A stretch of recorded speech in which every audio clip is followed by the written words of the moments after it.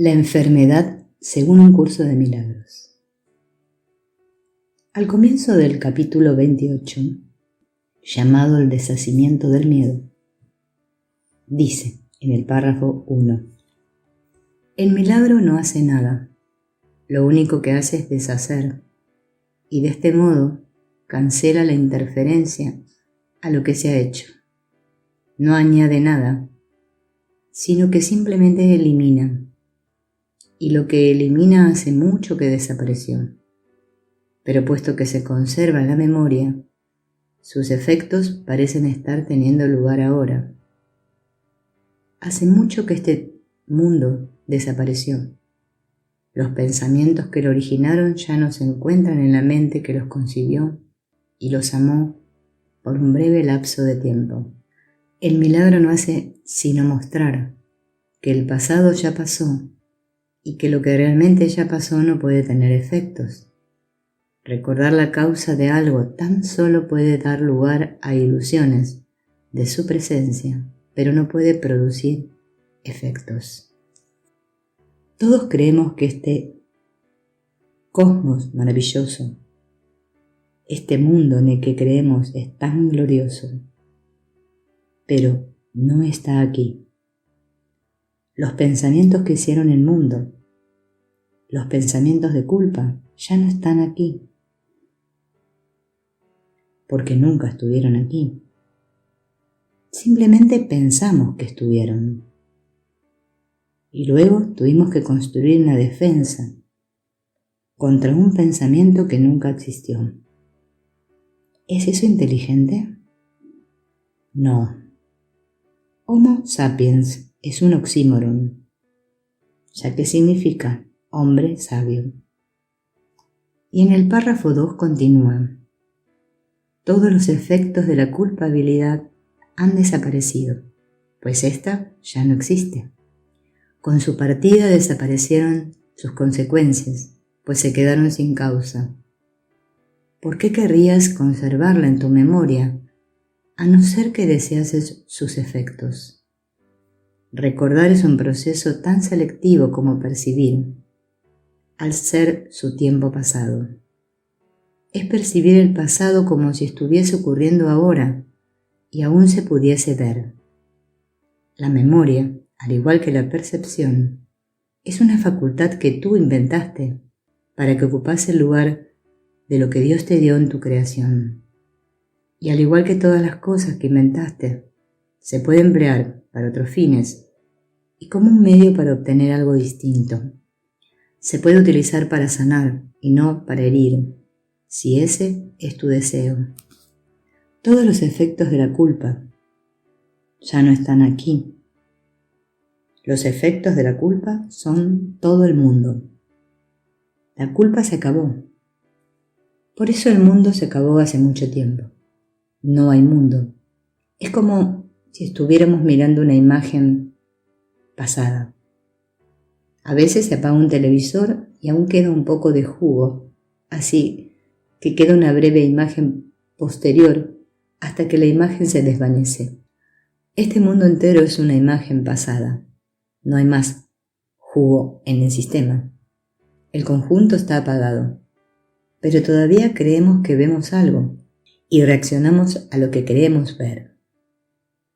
¿Por qué seguirías aferrado a la causa, a la culpa, a menos que quisieras los efectos, es decir, al mundo?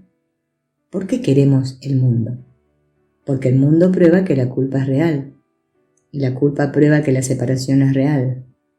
La separación prueba que yo soy real.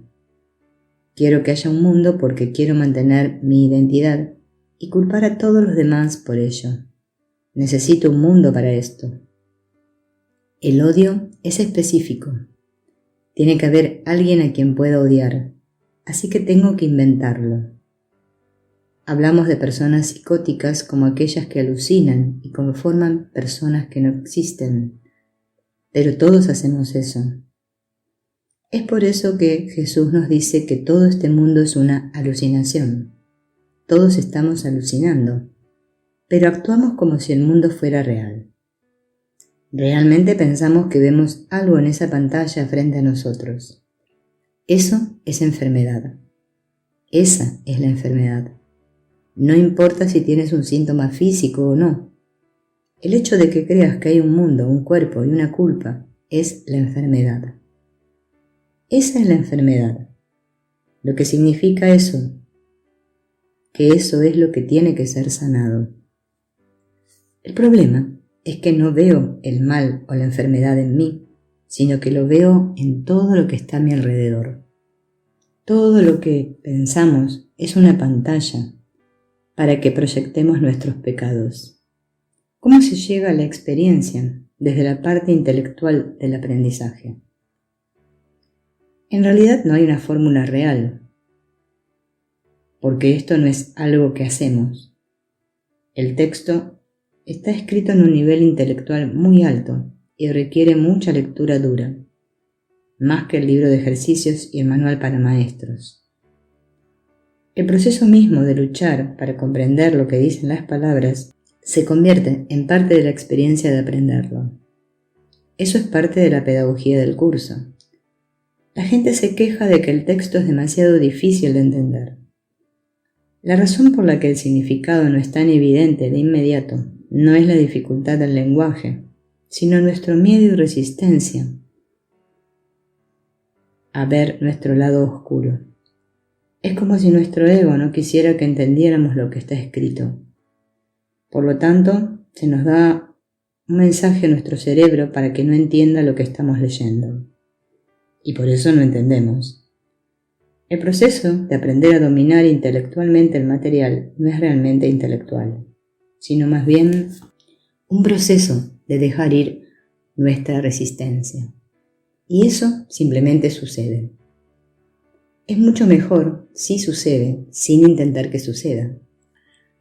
El programa de capacitación de 1 año del libro de ejercicios es una forma de comenzar el proceso de integrar lo que entendemos con nuestros cerebros con lo que entendemos desde adentro. El programa de capacitación del libro de ejercicios tiene como objetivo aplicar los principios de la lección que se basan en el texto a nuestra vida cotidiana. Se nos pide que pensemos en Dios cada hora, cada media hora o 6 veces por hora, y que pensemos o usemos la lección durante el día cuando tengamos la tentación de estar molestos. Así que hay una integración de lo que parece ser la comprensión intelectual de la teoría con la aplicación práctica. En realidad no es realmente tan claro. La lucha por aprender lo que dice el texto conlleva el proceso inherente de convertirse en lo que dice el texto. Las palabras no son tan difíciles. Es nuestro miedo y resistencia lo que nos impide entender realmente lo que estamos leyendo. Si pisas mi dedo del pie y te perdono, ¿significa que no te dolerá? Podría contarles muchas experiencias que tuve al crecer en la ciudad de Nueva York, viajando en metro, que a menudo estarían muy llenas, lo que hace que sea casi imposible no ser empujado o pisado. Los neoyorquinos, en cierto modo merecidamente, tienen la reputación de no preocuparse realmente, aunque no siempre es así. Pero si alguien te pisa el pie y luego se vuelve hacia ti y se disculpa, te garantizo que sentirás menos dolor que si no solo te pisara el pie, sino que te empujara hacia abajo para salir corriendo por la puerta. Cuando uno está en su sano juicio y realmente perdona, la experiencia en ese instante sagrado es que no tomaríamos personalmente lo que parece ser un ataque, aunque pueda ser un ataque de la otra persona. En ese momento eres un sanador sanado, hasta que te asustas y luego regresas y te conviertes en un sanador no sanado. Un sanador no sanado es alguien que no ve en la curación el propósito de su propia curación. Por lo tanto, los sanadores no sanados son aquellos que intentan ayudar a otras personas, pero no se ven a sí mismos como parte del proceso. Lo que significa perdonar es que no haces la conexión que el ego haría entre el ataque de la otra persona, ya sea verbal o físico, y tú mismo. Helen tuvo muchas de estas experiencias que quedaron registradas en el libro Ausencia de Felicidad, El más clásico de ellos es cuando Helen vivía en un edificio de apartamentos en la ciudad de Nueva York, y el dormitorio en el apartamento sobre el de ella estaba directamente sobre su dormitorio. La mujer en ese apartamento tenía un hábito muy molesto desde el punto de vista de Helen.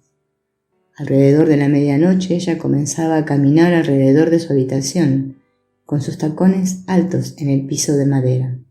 Helen tenía que irse a la cama temprano porque tenía que levantarse temprano, y lo hacía pensando en esa mujer realmente furiosa, creyendo que era muy insensible y pensando todo el tipo de cosas que le haría. En un momento, en medio de su furia interna, se dijo a sí misma: el problema realmente es que creo que hay un cordón que conecta sus tacones con mi cabeza. Por eso creo que ella está pisando fuerte mi cabeza. Si ese es el caso, todo lo que tengo que hacer es cortar el cable. Al ser una persona muy visual y auditiva, Helen sacó una tijera en su mente, cortó el cordón y luego se fue a dormir. Claro, las historias no siempre son tan simples y claras, ni todas tienen un final feliz como el que tuvo este.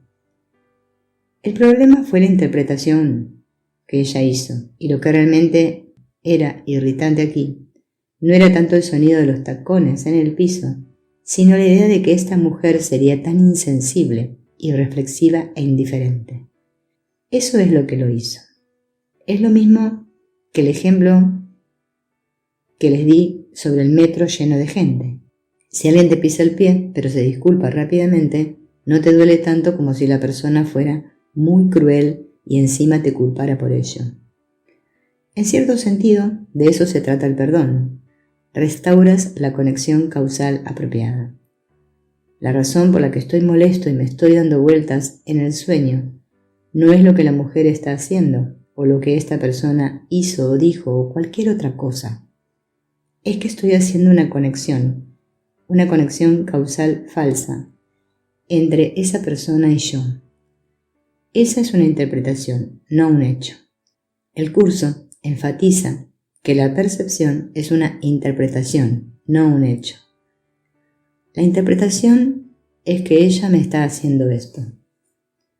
Si cambio mi percepción, ya no veo la causa de mi angustia como sus tacones altos o algo fuera de mí, sino más bien mi propia interpretación de lo que estaba haciendo.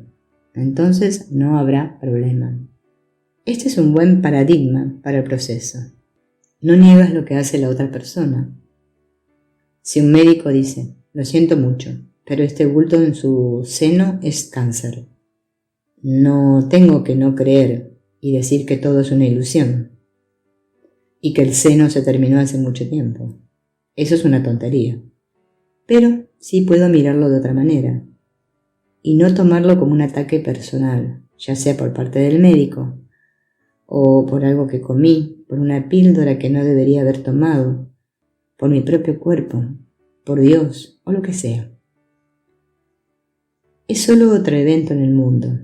La opción es entonces mirarlo a través de los ojos de mi ego, que son los ojos de la culpa, el odio y el miedo, o mirarlo a través de los ojos del espíritu, que me ayudará a ver esto como otra oportunidad de aprender que no soy mi cuerpo. Sin negar el hecho, hay un problema que tengo que cuidar médicamente. Y así es como caminamos por la vida. No intentamos cambiar el mundo exterior, sino que cambiamos nuestra mente acerca del mundo externo.